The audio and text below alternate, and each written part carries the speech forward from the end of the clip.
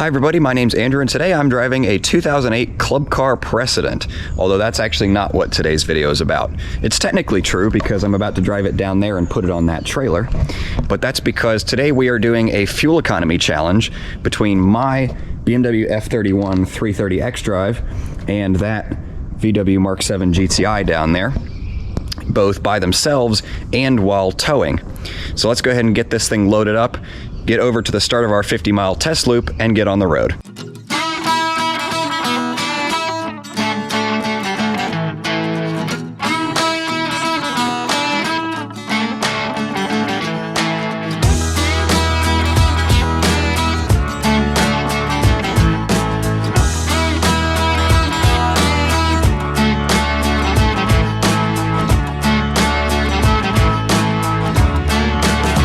I tried to come up with a test loop that was as close as possible to 50 miles, so I've ended up with one that is exactly 52.1 miles.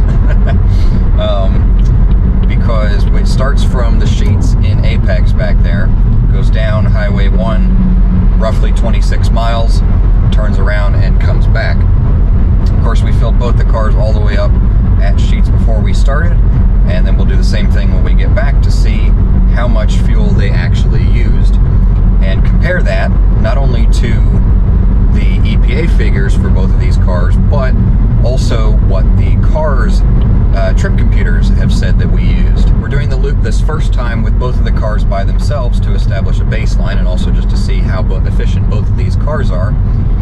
And then we're going to go hook up the trailer again and do one loop with each of the cars with the trailer. Of course, we're making sure that certain variables are the same for all tests, including setting the cruise control to 70 miles an hour, setting the climate control to the same temperature, and on the way down, I'm going to be in the lead, and then he's going to lead on the way back. And of course, the nature of this being a loop means that any elevation change or wind conditions, for instance, will be effectively evened out by the end of it. You may be wondering why I've chosen to do this test with these two cars in particular, because on the surface they are very different, but they're actually not as different as you might think. Obviously, they're both 2-liter turbocharged 4-cylinders. They make roughly the similar power and torque figures stock, and they're both stage 1 tuned, meaning they make roughly the same power and torque figures tuned as well. And their EPA fuel economy numbers are relatively similar as well. But most importantly, the hitches on both of these cars are rated to tow the same weight.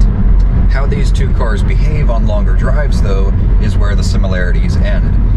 I can tell you from experience that the BMW is significantly more comfortable on a longer trip than the GTI. Although, I guess that's kind of to be expected because the GTI's nature, or the Golf's nature, I should say, is a city car, and the 3 Series is meant to be more of an Autobahn cruiser. Neither of them are particularly uncomfortable, though. They're both fairly quiet and composed on the road, as you would expect.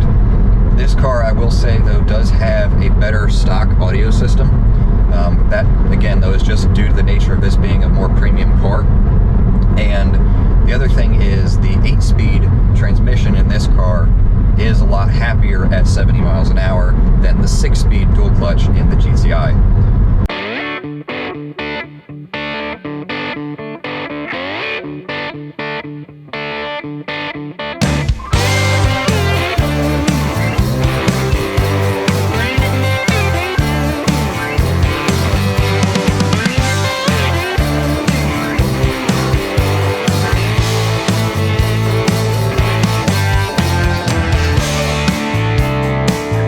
Alright, so we've just finished the towing runs with both cars, obviously individually, so we could use the same trailer for both. And that means it's time for the results. So before we started, of course, we reset the trip computers in both cars.